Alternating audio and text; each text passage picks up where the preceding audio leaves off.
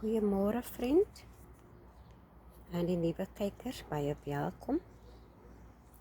Terwyl ek so deur die tuin stap, dink ek so terug na die dae toe ons op 'n plaas gewoon het. Ons ouers het in plaashuise gewoon en hulle moes op die plase werk.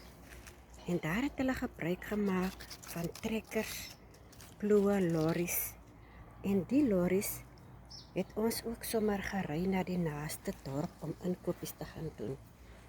Ook wanneer daar siektes was. Maar wat my die meeste gefascineer het, was die landerye. Die ploë wat op en af getrek was deur die trekkers. En arbeiders wat die slote moes vul met sade, wat hulle ook al geplant het in daardie tyd. En dan die sproeiers wat die sade nat gemaak het. Nat gelei het, moontlik vir die hele dag. En dan was daar die trekkers. Die trekkers wat geduldig op en af moes ry om die goed te vervoer.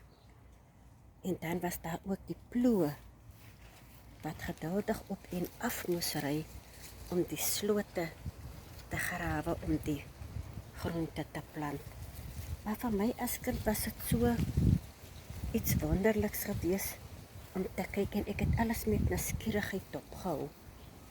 Ja, dit was die dae toe ons op 'n plaas gewoon het. En ek dink al die dinge wat ek waargeneem het my nogal nuuskierig gemaak oor hoe dit sou wees as ek eendag my eie stukkie grond sou bewerk. Maar tot 'n volgende keer, vriend. Laat dit met jou goed gaan. Totsiens.